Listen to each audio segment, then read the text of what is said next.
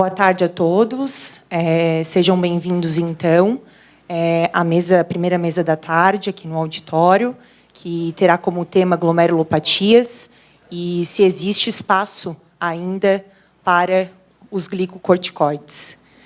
A gente vai iniciar, então, a nossa mesa com o Dr. Rodrigo Hagman, que é nefrologista, responsável pelo ambulatório de glomerulopatias primárias do Hospital de Clínicas da UFPR, onde ele dará palestra sobre nefropatia por IgA e se o glicoesteroide tem um papel nessa glomérulo.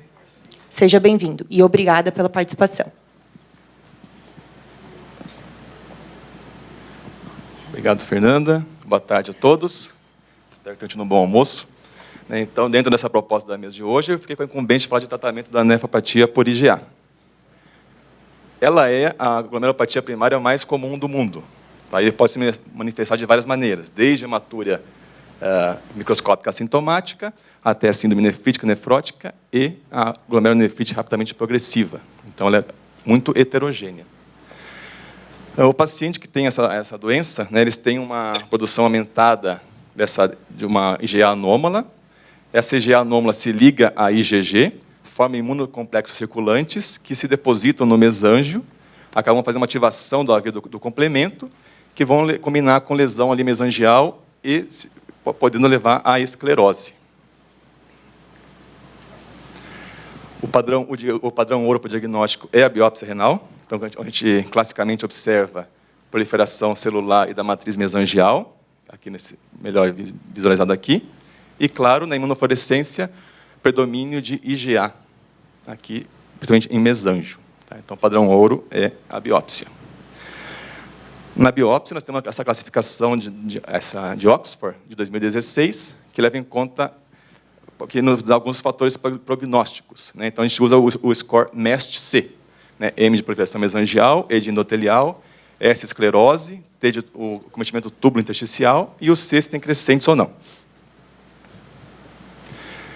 Então, quais são os fatores de risco de progressão da nefropatia por IgA? Para saber o tratamento, nós temos que saber se aquele paciente tem risco de progredir ou não. Então, os fatores de progressão são proteinúria acima de 1 grama dia, hipertensão no momento do diagnóstico, baixa taxa de filtração glomerular.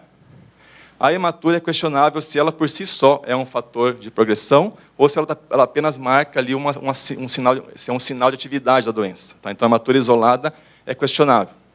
Obesidade é um fator de risco para a progressão, hipertrigliceridemia e hiperuricemia, tabagismo ativo e classificação histológica baseada naquela classificação de Oxford, o MEST-C. Foi desenvolvido em 2022 uma ferramenta, International IgA Nephropathy Prediction Tool, para tentar estimar o prognóstico. A primeira versão foi lá de 2019, que você aplicava, mas ela tinha que ser aplicada no momento da biópsia. Então, biopsiava o paciente e usava ela naquele momento. A de 2022 permite você usá-la até 2 anos após a biópsia. Então, ela tem essa vantagem em relação à versão anterior. Mas ambas são baseadas em dados retrospectivos. E o que leva em conta? A taxa de filtração glomerular estimada, a pressão arterial sistólica, diastólica, proteinúria, idade, raça, se usa IECA ou BRA, o score MEST-C, da biópsia, uso de imunossupressor, você põe lá o tempo que você estima o risco. Classicamente, você põe lá a porcentagem de risco de perda de 50%, ou taxa de filtração glomerular estimada, ou progressão para DRC estágio 5, em um tempo ali de 5 anos. Não há consenso ainda quanto que é um score elevado, um risco elevado ali que vai te levar, sem dúvida, a indicar uma imunossupressão. Esses dados ainda estão sendo trabalhados ainda. Então, eles não têm ainda um valor para dizer a partir de tantos por cento de risco é indicado a imunossupressão ou não. E quais são as metas do tratamento? Prevenir a progressão para a doença renal crônica. Então, o principal ali é reduzir a proteinúria para menos de 1 grama dia e a resolução da hematúria, que ainda é questionável, se é uma meta ou não. Se a hematúria isolada é um fator de progressão, só marca, ou se ela, por si só, tem um fator que faz a doença evoluir mais rapidamente. Então, diante disso, né, nós temos dois cenários possíveis, que nós vamos tentar evitar. Né? É um risco de tratamento desnecessário em pacientes com atividade inflamatória limitada e baixo risco de progressão, tá? Contra um risco de tratamento menos efetivo em pacientes com maior atividade inflamatória e maior risco de progressão para a DRC. Então, nós temos que achar um equilíbrio entre essas duas partes. O que diz o KDIGO? Tá? O KDIGO, última versão de 2021, diante de um paciente com diagnóstico, a biópsia mostrou lá predomínio de IgA. Primeira coisa é tentar excluir outras causas. Tá? Excluir a púrpura de Knox-Schonlein, IgA associada à hepatite, à doença, à cirrose, por exemplo, ou aqueles quadros de infecção que associados à IgA. Tá? Você exclui isso, aí você tem uma IgA primária. Diante da IgA primária, calcular o score MSC na biópsia, usar a ferramenta para tentar estimar o risco de progressão daquela doença em 5 anos, e o ideal seria colocar o paciente num registro aqui, né, para ter um banco de dados mais para frente, e começar as medidas nefroprotetoras, principalmente controle da pressão, o uso máximo da dose máxima tolerada de IECA ou BRA, tá? Modificação do estilo de vida e os outros fatores de risco cardiovascular, tratar de lipidemia e outros fatores que o paciente possa apresentar. Então, o KDIGO, né, se depois de um período de pelo menos 3 meses desse tratamento, tá, você não conseguir uma proteína maior que 1 grama, aí, a primeira opção que o KDIGO traz é tentar considerar colocar o paciente num clinical trial, um ensaio clínico, tá? Porque depois tem muitas drogas em desenvolvimento. Então, notem que o KDIGO orienta um período mínimo de 3 meses, tá? Controle máximo, o controle da pressão nesses 3 meses e o uso de IECA ou BRA. Tá? Agora, eu vou deixar em aberto aqui. Será que 3 meses é o suficiente? Né? Será que não precisaria um tempo maior? Será que só o IECA ou BRA, né, são os únicos nefroprotetores que a gente tem? Então, vamos discutir isso aqui para frente. Tá? Se, apesar desse tratamento otimizado, o paciente mantiver ali uma proteína maior que 1 grama e tiver uma taxa de filtração glomerular maior ou igual a 30, esses vão ser considerados para um tratamento imunossupressor. Nós vamos avaliar ali o risco-benefício do corticóide, que a gente tem em evidência, e algumas opções que estão surgindo. Tá? Então, naqueles pacientes de alto risco, teria a indicação, então, de imunossupressão, e a evidência que a gente tem maior ainda é o corticoide. Em 2015, saiu o estudo, né, o STOP-GA, acho que a maioria de vocês conhece esse estudo, né, que foi bem impactante. Ele reuniu 32 centros na Alemanha, incluiu pacientes com nefropatia por IgA, idade de 18 a 70 anos, proteinúria maior que 0,75 e taxa entre 30 e 90. E fez um período de nefroproteção de 6 meses. Tá? Então, o KDIGO fala ao menos 3. O STOP-GA usou por 6 meses. E o que era o desfecho? Remissão completa ou queda mais de 15 ml por minuto da taxa de filtração glomerular. Aqui está um pouco ruim de ver, mas a ideia é vocês observarem que dos 300 pacientes, né, que fizeram essa fase inicial de 6 meses, 1/3 remitiu a proteína menor que 1 grama só com o tratamento nefroprotetor, controle da pressão, uso do IECA ou BRA, parando o tabagismo, e outro 165 foram daí para o estudo, que comparou nefroproteção isolada com nefroproteção e imunossupressão. E qual foi o desfecho? Os pacientes do grupo imunossupressão realmente tiveram uma redução da proteinúria. Mas, quando a gente avaliou a queda da taxa de filtração glomerular, não houve diferença. Tá? Primeira coisa que vem na cabeça, o estudo foi por 3 anos, não deu tempo de mostrar esse efeito na taxa de filtração glomerular. Aí eles publicaram depois um segmento de 10 anos, a mesma corte, tá? Que também não mostrou benefício a longo prazo. Tá? Então, no estudo STOP-GA, o tratamento imunossupressor não mostrou benefício em relação à proteção, em relação aos desfechos, evolução da sinal crônica, principalmente. Outra medida nefroprotetora, que no KDIGO não põe, mas que a gente está cada vez usando mais, é o uso dos inibidores da SGLT2. Então, esse aqui é o DAPA-CKD, que também é um estudo bem impactante, acho que todos já leram, tá? Que incluiu pacientes com taxa de filtração glomerular entre 25 e 75, relação albuminúria e creatinúria entre 200 e 5.000, e que já estavam com uso de IECA ou BRA por pelo menos 4 meses. O desfecho primário, declínio sustentado de mais de 50% da taxa de filtração glomerular, e o desfecho renal, né, era diálise por mais de 28 dias, transplante renal, ou uma queda ali de 15 por mais de 28 dias. Morte relacionada à doença renal crônica e morte de causa cardiovascular. E o que eles mostraram? Ó, aqui eles saíram, então, população, 187 pacientes do grupo DAPA e 183 placebo. Uma taxa de filtração em torno de 44 e uma albuminúria ali em torno de 900.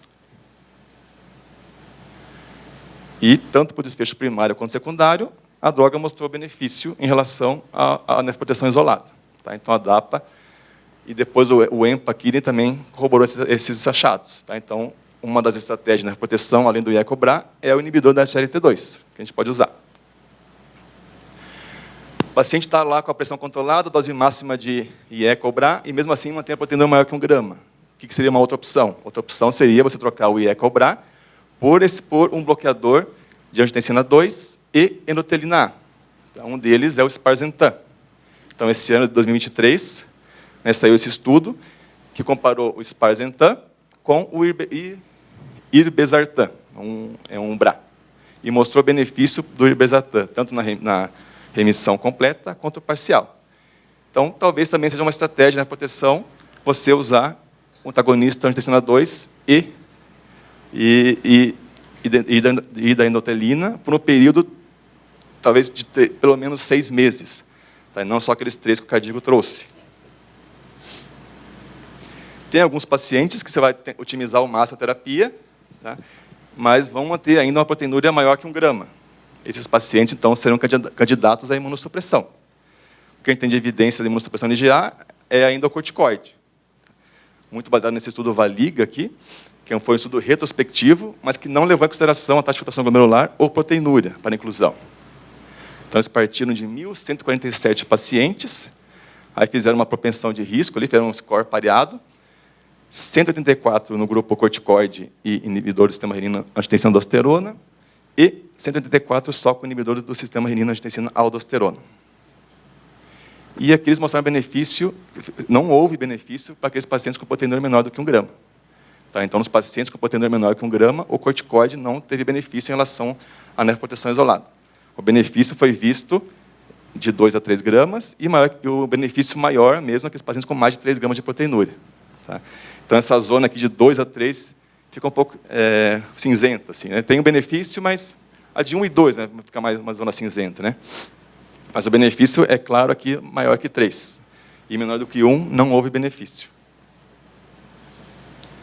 Depois veio o estudo Testing, né, que também foi um estudo bem impactante, que foi um estudo randomizado, entre maio de 2012 e novembro de 2019,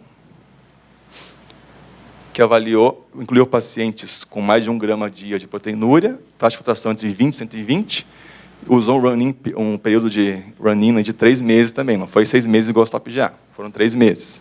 Tá? Comparou também pacientes com nefroproteção isolada com nefroproteção mais corticoide. O desfecho primário era uma redução sustentada de mais de 40% da taxa de filtração glomerular, falência renal ou morte por causa renal. O estudo teve que ser interrompido em virtude do grande número de efeitos adversos do grupo corticoide. Então, eles mudaram o protocolo. Então, eles reduziram a dose de corticoide de um máximo de 48 mg para 32 mg dia. E eles viram que, tanto na dose inicial, né, full dose maior, quanto na dose reduzida, a metilprednisolona teve um benefício em relação à nefroproteção isolada. Você deve pensar, mas isso contrasta com os achados do STOP-GA. O STOP-GA não achou benefício desses desfechos, e aqui no testing achou. O que tem de diferente nesses 2 estudos? Né? Claro, efeitos adversos ainda maior no grupo metilprednisolona, mesmo com a dose reduzida. Então, melhorou o desfecho, mas ainda com efeitos colaterais. E o que tem de diferente desse estudo para o STOP-GA? Primeira coisa é a população do estudo. O STOP-GA eram 100% brancos, era um estudo alemão, só na Alemanha, então a população é 100% branca. O estudo testing, população asiática. Tá? Aqui, então, só tinha 5% de brancos. Então, tem uma diferença da população aí. Acredita-se que a IgA em asiáticos se manifeste com proteinúrias maiores e tendências maiores à evolução, tem uma gravidade maior. É uma das possíveis explicações. tanto que os pacientes do teste tinham uma proteinúria um pouco mais elevada que do stop-GA. Tá? Então, uma explicação seria a própria população do estudo. Então, vocês viram lá que para pacientes resistentes à nefroproteção, corticoide é uma opção, mas tem efeitos colaterais. Então, uma estratégia seria tentar minimizar esses efeitos colaterais. Aí está sendo desenvolvida essa droga aqui, né, que é a budesonida de liberação ileal. Né? Foi feito esse estudo aqui, que reuniu pacientes com nefropatia por IgA, comparado por biópsia, taxa de filtração entre 30 e 90, e que chama relação proteinúria-creatinina maior que 0,8 ou maior que 1 grama nas 24 horas. Aqui a população, né, o placebo com o Nefecon, que é a budesonida de liberação ileal. Tá? Aí os pacientes foram tratados por 9 meses e seguidos por mais 3 meses. Então, quando a gente vai ver lá a proteinúria, no grupo que usou a budesonida, houve uma redução da proteinúria no tratamento, quanto depois nos outros 3 meses de segmento. E também houve uma menor redução da taxa de filtração glomerular nesse grupo. Tá? Então, mostrou um resultado positivo aí do uso da budesonida com liberação ileal. Mas também, embora esteja um corticóide de liberação ileal, né, é para ter menos efeitos colaterais, ainda tem mais efeitos colaterais que o placebo. Tá? E aqui, 9% dos pacientes do grupo Nefecon tiveram que parar o estudo por conta de efeitos colaterais da droga. Contra 1% do placebo. Tá? Então, parece ser uma droga promissora, mas ainda faltam dados. Tá? E ainda tem alguns efeitos colaterais. Tá? Então, o paciente que tem uma nefropatia por IgA, ficou por mais de 6 meses com uma nefroproteção otimizada, controle da pressão, uso do IE-CoBRA, o uso do inibidor da SRT2. Se for possível, o uso em trocar o IE-CoBRA por sparsentan ou outra droga, bloqueador do receptor da angiotensina 2 e da endotelina A, e mesmo assim tem chance de manter a proteína maior que 1 grama após disso, estaria indicado a imunossupressão. Aí nós temos que achar a melhor dose, a droga que teria menor efeito colateral. O corticoide sistêmico é o que tem evidência ainda, é o que o Cadigo traz. Tá? Uma opção parece ser a budesonida com liberação ileal, o Nefecon. E, principalmente em asiáticos, uma opção também pode ser o uso do micofenolato. Existem outras drogas em estudo, tá? Inibidores do complemento, né, o itacopan, então tem vários estudos, tem mais que eu só trouxe alguns estudos porque para mostrar que tem muitas drogas de várias classes diferentes, tá? Então talvez no futuro a terapia por IgA seja multi-target, né, tenha mais de um alvo de tratamento. Então, respondendo à pergunta, ainda há indicação para o uso de corticoides na nefropatia por IgA? Naqueles pacientes de alto risco de progressão, tá? Apesar das medidas otimizadas, sim. E também naqueles pacientes com síndrome nefrótica e padrão semelhante à doença por lesões mínimas, e também naqueles pacientes com glomerulonefrite altamente progressiva. Então, nesses pacientes ainda o corticoide parece ter um papel fundamental no tratamento. Obrigado.